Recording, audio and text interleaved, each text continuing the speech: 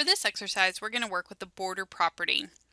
So we're going to go to our files, and I'm going to call this 6.2. I'm going to go into my Chapter 6 folder, and I want to get my box2.html file, copy that over.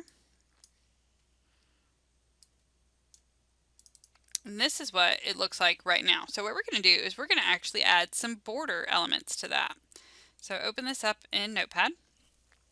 And I'm going to go into my H1 and I want it to display a 3-pixel rigid bottom border in a dark gray color. So what's my H1? That's the examples of the box model. So that's this section, this block right here. We're going to add a bottom border to it. So up here in my H1, I'm going to come down and I'm going to add border bottom. I'm going to spell it right. Border bottom. 3 pixels, ridge, and I'm going to specify my color, save it, launch in Chrome.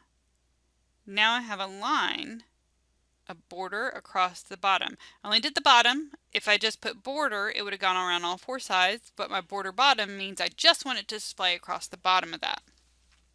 Now I'm going to give my box ID property a 1-pixel solid black border. So here's my box.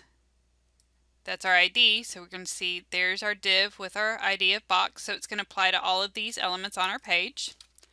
We're going to come down and we're going to go border. Now remember, we're just typing border now, so it'll be around all 4 sides. 1-pixel solid black. We could do border, 1-pixel, border solid, border. So you could go border width, border type, or border style, and we could do border color. But because we want all of these applied to the border, it's easier to just go border, and we can do the 1-pixel solid, which is our style, and then our border color, and it will apply all of those to the border. So if we save that, come in here, run it. Now we can see that our box has a border all around all 4 sides. It's a solid black.